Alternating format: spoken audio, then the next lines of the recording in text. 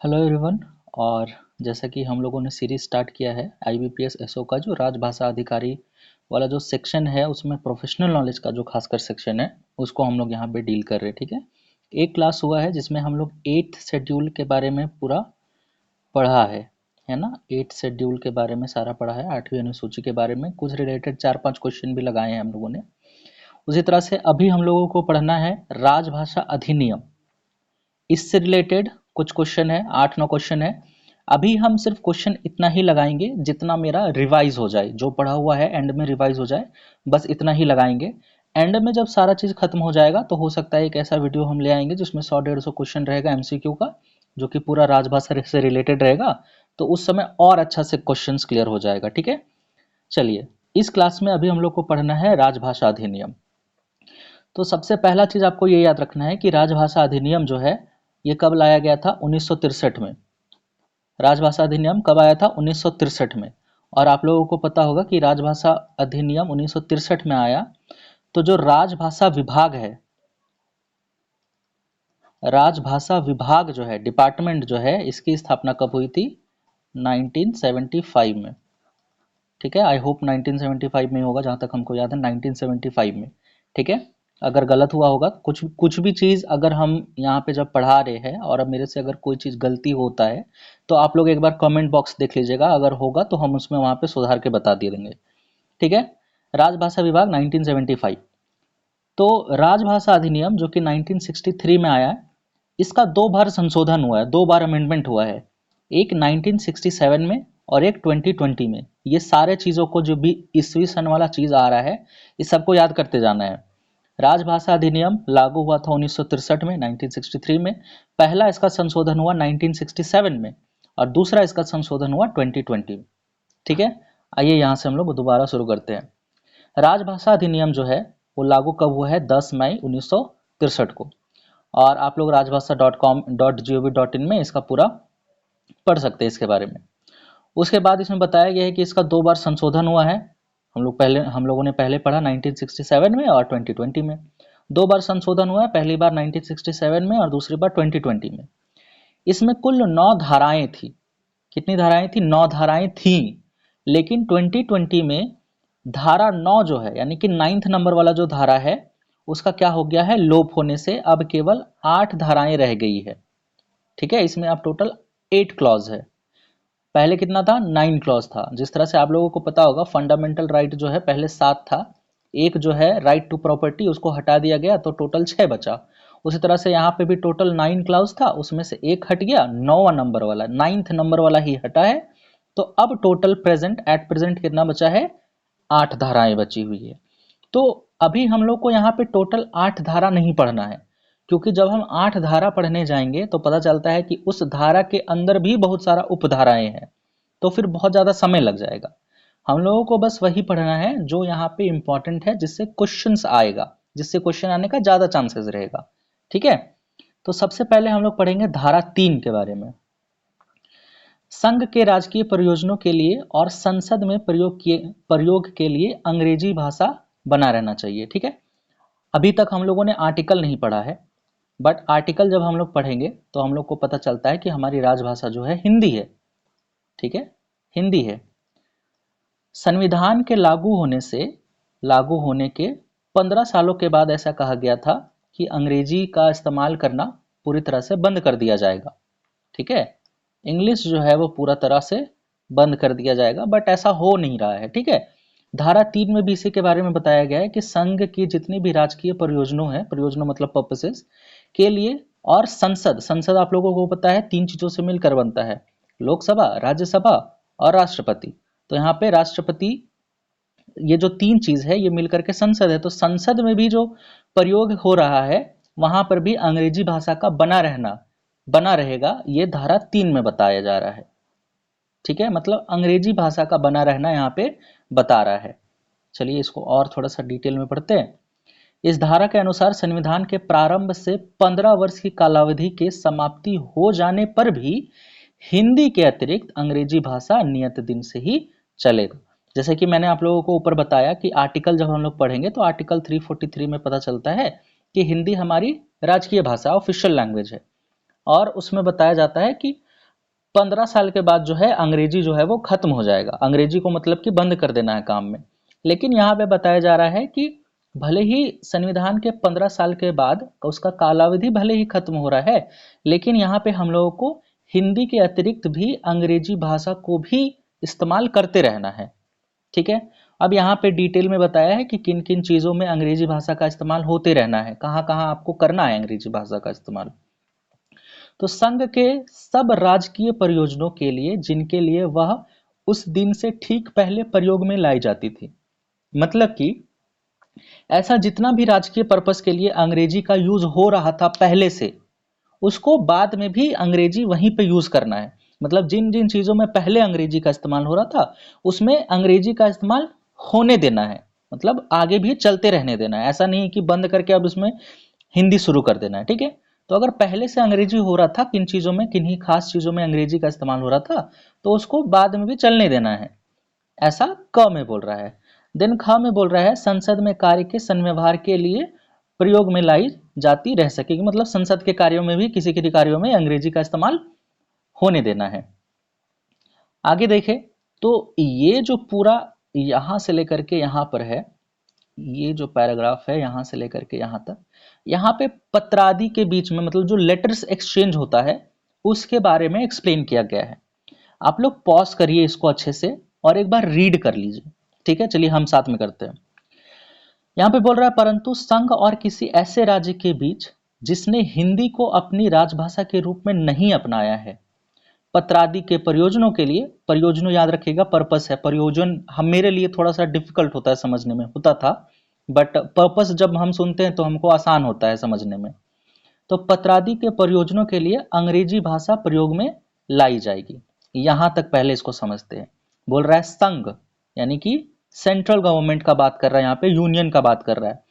तो संघ और ऐसा राज्य के बीच जब पत्रादि होगा जिसमें हिंदी को अपनी राजभाषा के रूप में नहीं अपनाया है, इन शॉर्ट सेंटर और एक ऐसा स्टेट, सी से सेंटर, एस से स्टेट, तो ये स्टेट ऐसा है जहां पे हिंदी इसकी राजकीय भाषा नहीं है, यानी कि उस स्टेट में हिंदी जो है उसका राजकीय भाषा नहीं है।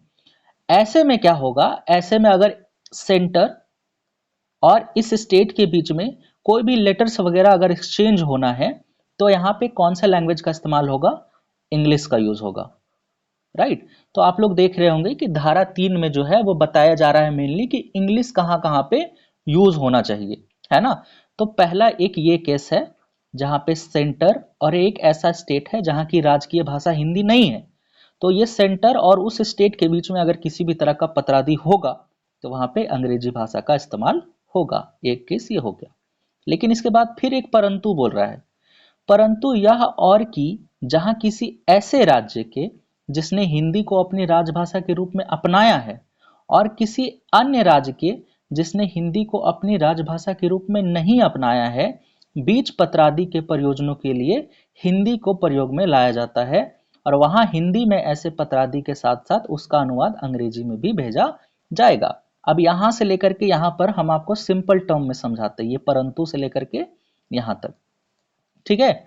यहां पे क्या बोल रहा है, एक ऐसा स्टेट है जहां पे हिंदी उसकी राजभाषा, राजकीय भाषा है, और एक स्टेट ऐसा है जहां पे हिंदी उसकी राजकीय भाषा नहीं है।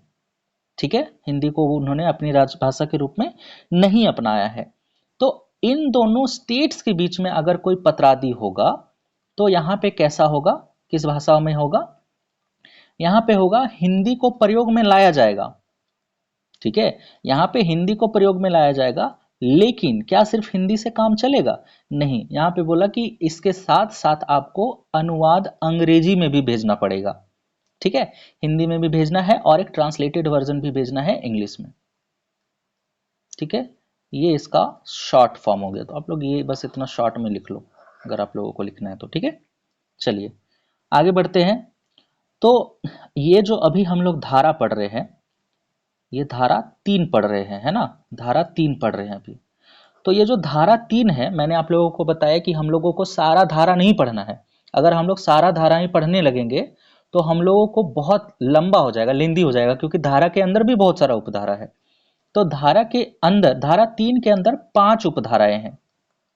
ठीक है, 5 सब क्लॉज है, यानी कि क्लॉज के अंदर सब क्लॉज है, तो 5 सब क्लॉजेज है यहाँ पे। वही बता रहा है कि इस धारा के अंदर जो है 5 उपधाराएं हैं। तो क्या हमको सारा पांचों उपधारा पढ़ना है? नहीं, जो इंपॉर्टेंट है वो पढ़ना है। देखिए, उपधारा 3 यानी कि धारा 3 का भी उपधारा 3, ये चीज याद रखना है, इससे क्वेश्चन आता है। ठीक है, तो धारा 3 का जो उपधारा 3 है, यहाँ पे 14 ऐसा डॉक्यूमेंट दस्तावेजों का उल्लेख किया गया है जिन्हें हिंदी और अंग्रेजी भाषा दोनों में ही जारी किया जाना अपेक्षित है। मतलब कि यहाँ पे आप दोनों में जारी करेंगे, हिंदी में भी और अंग्रेजी में भी। तो टोटल नंबर ऑफ डॉक्यूमेंट्स कितना है? ऐसा 14 है, और ये कहाँ पे बताया गया है? धारा 3 का उपधारा 3 में। ठीक है, तो चलिए देखते हैं ये कौन कौन सा ऐसा डॉक्यूमेंट है। संकल्प यानी कि रेजोल्यूशन, साधारण आदेश यानी कि जनरल ऑर्डर्स, नियम रूल्स, अधिसूचनाएं एक्ट्स, प्रशासनिक या अन्य प्रतिवेदन यानी कि एडमिनिस्ट्रेटिव और अदर रिपोर्ट्स, प्रेस विज्ञप्तियां यानी कि प्रेस कम्युनिक्स। 7वां नंबर पे बोल रहा है administrative and other reports laid before a house और both the houses of parliament. ठीक है, 8वां नंबर में बोल रहा है संसद की किसी सदन या सदनों के समक्ष रखे गए राजकीय कागज पत्र यानी कि यहाँ पे official papers laid before a house और both the house of parliament. 9th में बोल रहा है संविदाएं यानी कि कॉन्ट्रैक्ट्स। ठीक है, 10th में बोल रहा है करार यानी कि एग्रीमेंट्स। 11 में बोल रहा है अनुज्ञप्तियां यानी कि लाइसेंसेस। 12 में बोल रहा है अनुज्ञा पत्र परमिट्स। 13 में सूचनाएं यानी कि नोटिस, और 14 में निविदा प्रारूप यानी कि फॉर्म्स ऑफ टेंडर। ये 14 जो डॉक्यूमेंट्स है, इसको आप लोगों को अच्छे से पढ़ लेना है।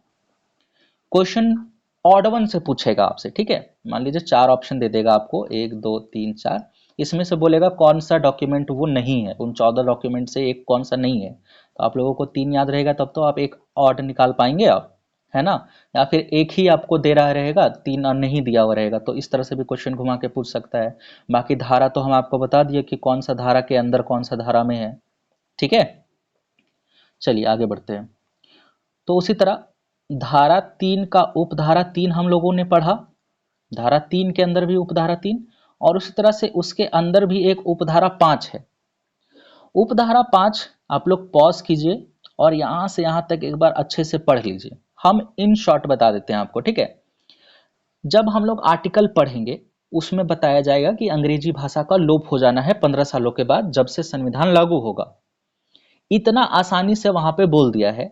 लेकिन जब हम लोग उपधारा 5 पढ़ते हैं तो यहाँ पे उस चीज को, अंग्रेजी को हटने का इतना आसान तरीका नहीं बता रहा ये। मतलब अंग्रेजी इतनी आसानी से नहीं हटने वाला। आप लोग इसको पढ़ो पहले, ये बहुत सारा लेंदी चीज बता रहा है। ऐसे सभी राज्यों के विधानमंडलों द्वारा जिन्होंने हिंदी को अपनी राजभाषा के रूप में नहीं अपनाया है, संकल्प पारित नहीं कर दिए जाते हैं, और जब तक पूर्वोक्त संकल्पों पर विचार कर लेने के पश्चात ऐसी समाप्ति के लिए संसद हर एक सदन द्वारा संकल्प पारित नहीं कर देता। मतलब इतना सारा अभी यहाँ पे झमेला है, विधानमंडल का भी झमेला है, संसद का भी झमेला है, संसद के दोनों सदनों का झमेला है। जब ये सब सारे सदनों से पारित हो जाएगा तब जाकर के अंग्रेजी को हटाया जा सकता है। इतना आसानी से नहीं हट सकता है ये, जो कि इसको किसके बारे, कहाँ पे बताया गया है? उपधारा 5 में। यानी कि मोटा मोटी अगर हम लोग देखें तो धारा 3 में ज्यादातर अंग्रेजी के ही बारे में बताया गया है। ठीक है, कि अंग्रेजी को कैसे हम लोग रख रहे हैं, अंग्रेजी कैसे प्रिजर्व हो रहा है, अंग्रेजी का कहाँ इस्तेमाल हो रहा है, और उन 14 डॉक्यूमेंट्स के बारे में बताया गया है जिसमें हिंदी और अंग्रेजी दोनों का इस्तेमाल होगा, मतलब दोनों में उसको रिलीज किया जाएगा। ठीक है, ये धारा 3 में हम लोगों को पढ़ना था। चलिए अब आते हैं धारा 4 में। ठीक है, धारा 4 भी एज इट इज इंपॉर्टेंट है क्योंकि यहाँ पे कुछ समिति के बारे में बताया जाता है, और भी एक आर्टिकल है जिसमें हम लोग समिति और आयोग के बारे में पढ़ेंगे। जब हम लोग आर्टिकल पढ़ेंगे तो उसमें सीखेंगे। ठीक है, राजभाषा के संबंध में समिति। ठीक है, तो देखिए जैसे कि हम लोगों ने पढ़ा कि धारा 3 के अंदर भी उपधाराएं थी ना, धारा जो 3 था, धारा 3 था, उसके अंदर 5 उपधाराएं थी। इसी तरह से धारा 4 जो है इसके अंदर भी उपधारा है।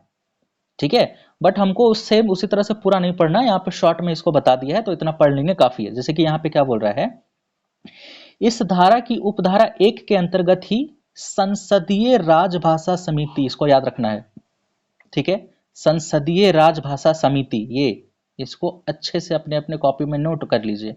संसदीय राजभाषा समिति का गठन किया गया है, ठीक है। मतलब कि उपधारा 1 में जो है संसदीय राजभाषा समिति का गठन के बारे में बता रहा है, जबकि उपधारा 2 में इस बात का उल्लेख किया गया है कि इस समिति में 30 सदस्य होंगे। इसको भी अच्छे से याद कर लेना है कि संसदीय राजभाषा समिति में टोटल कितने सदस्य होंगे, 30 सदस्य होंगे, जिनमें से 20 जो है वो लोकसभा के सदस्य होंगे। देखिए यहाँ पे 20 जो है वो लोकसभा के सदस्य होंगे तथा 10 जो है वो राज्यसभा के सदस्य होंगे। क्लियर हो गया। संसदीय राजभाषा समिति में टोटल 30 सदस्य है, जिसमें से 20 लोकसभा के सदस्य है और 10 राजभाषा के सदस्य होंगे। उपधारा 3 एवं उपधारा 4 के अनुसार इस समिति का कर्तव्य होगा कि वह संघ के राजकीय परियोजनों के लिए हिंदी का, मतलब इन शॉर्ट, यहां से हम इन शॉर्ट बताते हैं, ठीक है। उपधारा 3 और उपधारा 4 आप लोग आराम से पढ़िए, यहाँ पे कोई दिक्कत नहीं है, ठीक है। अच्छा, एक चीज याद रखना है कि ये जो समिति और आर्टिकल में हम लोग आयोग पढ़ेंगे, ये सारा काम किसके अंतर्गत होता है, कौन इसको बना रहा है, कौन इसको देख रहा है, ये सारा काम राष्ट्रपति के अंतर्गत होता है। जब आप लोग इसको पढ़ेंगे, इस वाले को यहां से लेकर के आगे, तो आप लोगों को राष्ट्रपति देखने को मिलेगा, ठीक है। तो ये सारा काम जो है वो राष्ट्रपति के अंदर होता है। और ये जो समिति है, इसका काम है कि कहाँ कहाँ हिंदी का उपयोग होना है, ठीक है, हिंदी का क्या सिचुएशन है अभी कंट्री में, मोटा मोटी अगर हम बोले तो ये चीज देखना है। और इसका प्रतिवेदन, इसका रिपोर्ट जो है, ये इन लोग सीधा राष्ट्रपति को देगा, ठीक है। राष्ट्रपति इसके रिपोर्ट को संसद के सामने रखेगा और फिर देन ये इंप्लीमेंट होगा कि इस रिपोर्ट को पूरा पूरा इंप्लीमेंट करना है या फिर इसका कुछ भाग इंप्लीमेंट करना है, ठीक है। विचार करने के पश्चात उस समस्त प्रतिवेदन के या उसके किसी भाग के अनुसार निर्देश निकाले जा सकेंगे, ठीक है। इस उपधारा 5 में, मतलब ये जो धारा 4 है, इस धारा 4 में सबसे इंपॉर्टेंट क्वेश्चन ये संसदीय राजभाषा समिति का ही बनता है, ठीक है, कि राजभाषा समिति, संसदीय राजभाषा समिति में कितने सदस्य हैं, 30, 20 जो है वो लोकसभा के, 10 जो है वो राज्यसभा के। और ये किसके अंडर सारा काम होता है, राष्ट्रपति। इन लोग रिपोर्ट किसको देगा, राष्ट्रपति को देगा, ठीक है। आगे बढ़ते हैं। धारा 7, धारा 7 में बोल रहा है उच्च न्यायालय के निर्णयों आदि में हिंदी या अन्य राजभाषा का वैकल्पिक प्रयोग। यानी कि यहाँ पे जो हाई कोर्ट्स है ना, हाई कोर्ट जो है उसका जो इतना भी निर्णय होता है, उसको हिंदी या अन्य राजभाषा का वैकल्पिक प्रयोग के बारे में धारा 7 में हम लोगों को पता चलता है, ठीक है। इसको एक बार रीड कर लेते हैं, चलिए साथ में। इस धारा के अंतर्गत किसी राज्य का राज्यपाल, याद रखना है, किसी राज्य का राज्यपाल राष्ट्रपति की पूर्व सम्मति से, है ना, प्री अप्रूवल लेकर के राष्ट्रपति से अंग्रेजी भाषा के अतिरिक्त हिंदी या उस राज्य की राजभाषा का प्रयोग उस राज्य के उच्च न्यायालय द्वारा पारित या दिए गए निर्णय, डिक्री, आदेश के प्रयोजनों के लिए प्राधिकृत कर सकेगा, ठीक है। और जहां कोई निर्णय, डिक्री या आदेश अंग्रेजी भाषा से भिन्न भाषा में पारित किया या दिया जाता है, वहां उसके साथ साथ उच्च न्यायालय के प्राधिकार से निकाला गया अंग्रेजी भाषा में उसका अनुवाद भी होगा। यानी कि यहां पर क्या बोल रहा है, एक बार अच्छे से शॉर्ट में और कंसाइज वे में देखते हैं, ठीक है। बोल रहा है कि राज्य का राज्यपाल जो है राष्ट्रपति से पूर्व सम्मति लेगा कि अगर अंग्रेजी भाषा के अतिरिक्त हिंदी या उस राज्य का राजभाषा, यहाँ पे 3 चीजें देखना है। सबसे पहले हाई कोर्ट का जितना भी निर्देश है, अगर अंग्रेजी में निकल रहा है कोई दिक्कत नहीं है, उसके अतिरिक्त अगर हिंदी में निकल रहा है, ठीक है, या उस राज्य की राजभाषा, यानी कि जिस राज्य का वो हाई कोर्ट है, उस राज्य का वहां पे कोई भी राजभाषा का प्रयोग हो रहा है, तो उस राज्य के उच्च न्यायालय द्वारा पारित या दिए गए किसी निर्णय, डिक्री या आदेश के प्रयोजनों के लिए प्राधिकृत कर सकेगा। यहां तक चल जाएगा। क्या क्या चलेगा, अंग्रेजी भाषा, हिंदी भाषा और उस राज्य के कोई भी राजभाषा का प्रयोग, ठीक है। लेकिन अगर ये जो डिक्री या फिर निर्णय या फिर आदेश से अंग्रेजी भाषा के अलावा किसी भिन्न भाषा में पारित किया गया है, तो फिर वहां पर क्या करना पड़ेगा, एक अंग्रेजी भाषा में उसका अनुवाद भी निकालना पड़ेगा, ठीक है, एक लास्ट बार इसको आसानी से समझते हैं कि अगर हाई कोर्ट से किसी भी तरह का ऑफिशियल निर्णय, डिक्री या आदेश निकल रहा है तो वहां पे अंग्रेजी भाषा चलेगा, हिंदी भाषा चलेगा, या फिर उस राज्य के राजभाषा कोई होगा तो वो भी चलेगा। लेकिन अगर अंग्रेजी भाषा के अतिरिक्त किसी और भाषा में भी पारित किया जा रहा है तो वहां पे एक अंग्रेजी में भी ट्रांसलेटेड वर्जन निकालना पड़ेगा। ठीक है, ये धारा 7 में बोल रहा है, ये हाई कोर्ट के बारे में। ठीक है, याद रखना है एक चीज और हम बता देते हैं यहाँ पे शॉर्ट में, कि धारा 6 और धारा 7, ये जो धारा 6 और धारा 7 है, ये किन राज्यों में लागू नहीं होता है? तो ये आपका जम्मू कश्मीर में लागू नहीं होता है। ठीक है, धारा 6 और धारा 7 जो है वो जम्मू कश्मीर में लागू नहीं होता है। 8वां में आते हैं नियम बनाने की शक्ति। यहाँ पे देखिए आप लोग, नियम बनाने की शक्ति। जब हम लोग ये अधिनियम अभी पढ़ रहे हैं, राजभाषा अधिनियम 1963, इसके बाद मोस्ट प्रोबेबली हम लोग का जो वीडियो में पढ़ेंगे वो यही पढ़ेंगे, राजभाषा नियम। ठीक है, राजभाषा नियम हम लोग पढ़ेंगे। तो जब हम लोग राजभाषा नियम, ये जो राजभाषा नियम बना है, ये भी पूछता है कि राजभाषा नियम जो है उसका कौन सा धारा से संबंध है, राजभाषा अधिनियम के कौन सा धारा से संबंध है। तो आप लोग देखो, नियम बनाने की जो शक्ति है ये धारा 8 में है। ठीक है, ये चीज याद रखना है, नियम बनाने की शक्ति धारा 8 में है। इस धारा के अंतर्गत केंद्र सरकार को इस अधिनियम के प्रयोजनों यानी कि पर्पसेस को कार्यान्वित करने के लिए नियम बनाने का अधिकार दिया गया है। ठीक है, तो राजभाषा नियम जो है वो इसी के आधार पर है, धारा 8। और धारा 9 वाला जो है, जो कि हम लोगों ने पढ़ा है कि ये हट गया था, कब हटा था? 2020, यानी कि जब सेकेंड अमेंडमेंट हुआ था तब ये हट गया था। अब लोग देख लो कि ये भी जम्मू कश्मीर का और जम्मू कश्मीर से रिलेटेड है। ठीक है, जम्मू कश्मीर जब एक बट गया था, वहां पे जब आर्टिकल 370 हट गया था, जम्मू कश्मीर राज्य के संघ राज्य क्षेत्र बन जाने के बाद इसको 2020 18 मार्च 2020 के आदेश के अनुसार माध्यम से धारा 9 को लोप कर दिया गया है। ठीक है, यहां तक आपका धारा 9 खत्म हो गया। जो जो इंपॉर्टेंट धारा है इस अधिनियम में उनको हम लोगों ने पढ़ लिया। ठीक है, क्वेश्चन कुछ कुछ देख लेते हैं। यहाँ पे हम ऑप्शंस नहीं डाले हैं। ठीक है, बहुत दिक्कत हो रहा था, इसको प्रिंट टाइप करने में हो नहीं रहा था हिंदी में, तो इसमें ऑप्शन नहीं डाले हैं, हम लोग साथ में डिस्कस कर लेते हैं। चलिए, राजभाषा अधिनियम में कुल कितनी धाराएं हैं? है मतलब प्रेजेंट का बात कर रहा है, तो जब प्रेजेंट का बात करेगा तो धारा 8। लेकिन अगर पूछेगा कि पहली कितनी धाराएं थी तो टोटल कितना था? 9। तो ये जो 9th था, एक जो हटा है 9th नंबर, वो कब हटा है? 2020 वाला अमेंडमेंट में, है ना। धारा 3 का 3, यानी कि धारा 3 का उपधारा 3, धारा 3 का उपधारा 3 के अनुसार कितने दस्तावेज द्विभाषी जारी किए जाते हैं? द्विभाषी यानी कि हिंदी और इंग्लिश में कितनी दस्तावेज जो द्विभाषी में जारी होते हैं? तो कितना दस्तावेज था?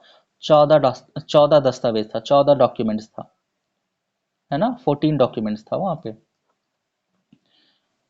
अब अगेन ये वाला जो क्वेश्चन है इसको देखिए, धारा 3 के अंतर्गत कौन सा दस्तावेज नहीं आता है? तो यहाँ पे आप लोगों को 4 वो दस्तावेज दे देंगे ऑप्शन में, जिसमें से 3 जो है वो आता होगा, है ना, 3 जो है उसमें आता होगा और एक नहीं आता होगा। तो इस तरह से भी आपको क्वेश्चन पूछेगा। आप लोग आराम से 14 डॉक्यूमेंट्स को यहाँ पे फिर से रिवीजन कर लीजिए एक बार। ठीक है, जम्मू कश्मीर पर कौन सी धाराएं लागू नहीं होती? अभी हम लोग इसका डिस्कशन किए ना कि जम्मू कश्मीर पर कौन सी धाराएं लागू नहीं होती। तो ऊपर में हम एक अलग से बताए थे कि धारा 6 और 7 जो है वो जम्मू कश्मीर पे लागू नहीं होता, धारा 6 और धारा 7। ठीक है, सेम क्वेश्चन यहाँ पे जस्ट उसका उल्टा पूछा है। यहाँ पे धारा 6 और 7 किस राज्य पर लागू नहीं होता? तो किस पर लागू नहीं होता? जम्मू कश्मीर।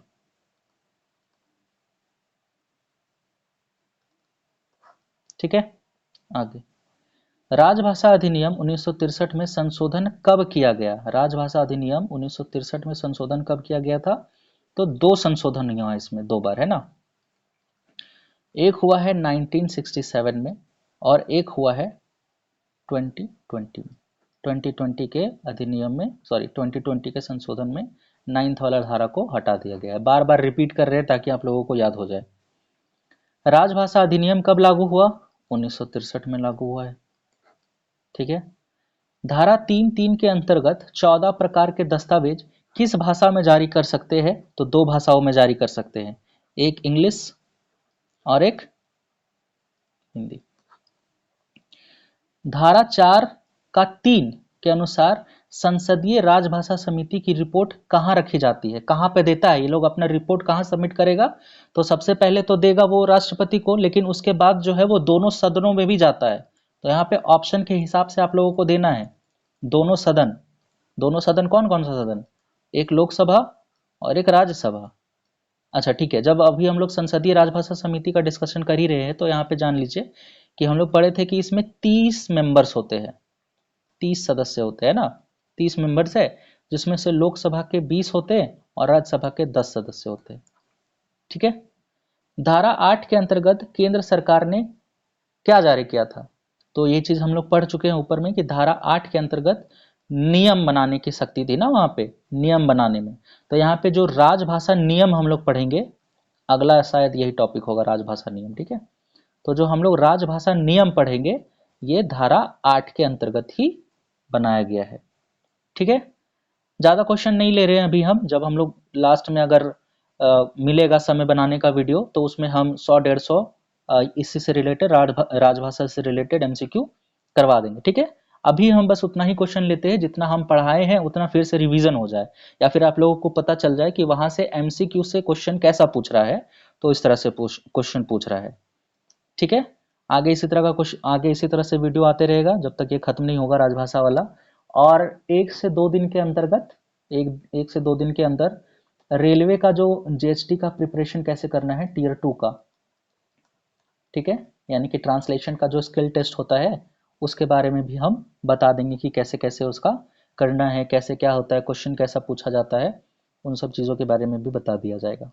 ठीक है। इसको रिवीजन कीजिए आसानी से अपने से, फिर मिलते हैं नेक्स्ट वीडियो में।